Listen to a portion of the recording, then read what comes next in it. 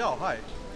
Í borginni sem aldrei vakir, þá þó líf á einum stað og það miðstöð trúarinnar hér í Konya, Mevlana moskan.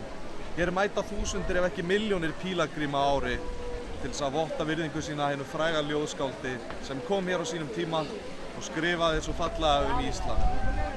Hér má sjá hið mikla líf og ýmsu fallegu byggingar og hér líður mér vel.